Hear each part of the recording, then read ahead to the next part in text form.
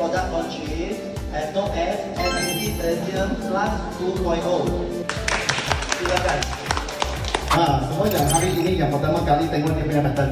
Betul? Betul. Okey, ini kita panggil apa? SPC Celestium 2.0.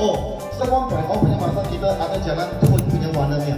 Warna yang gelap atau ringan tu keping. 1.0 punya masa dia memang size macam ini. Punya size dia bukan tak bagus, dia okey. Tapi customer punya suggestion kasih kita, dia punya warna atau tone jikalau boleh sama punya, lagi cantik, lagi suka. Lagi kedua, ada banyak orang tanya, dia punya join line. So jadi kita boleh buat punya yang kurang pada 20% yang dia punya itu join line. Kita kasih dia punya keping, kasih besarkan dia.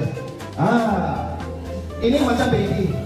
Luas, ini ada 1.5 feet. Satu 1.0 SPC Celestium yang satu feet saja. Sini panjang ialah 3 feet. Ini yang 1.0 pasang dia. Nampak dia punya join line. Kalau kita pasang ini di atas, dia punya join line pun ada sama macam ini. Tapi dia lagi kurangkan dia punya join line. Dia tepi yang besar, dia lagi standard, dia lagi solid punya.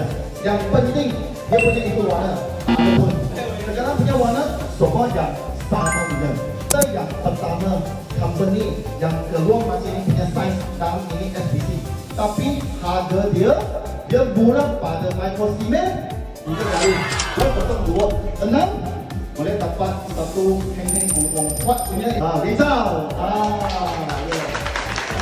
Okay, kenapa I pilih Queen Store? Sebab I love the service product and bila kita datang pun diorang explain dengan teliti, membuatkan I percaya. The number one thing is kepercayaan lah. I'm actually glad that we delayed my house sebab at least I can put the new one here. Sebab if I were to put the older one, mesti akan macam alamak, kenapa tak bagi kau awal? Sebab memang definitely to compare dengan the old one and the new flooring, I'll definitely choose this one. Why this is because joining is a big issue actually. Less joining is definitely will make the house look more luas dan membuatkan lebih seamless dan tak terjoin, membuatkan lagi modern. For our house is modern.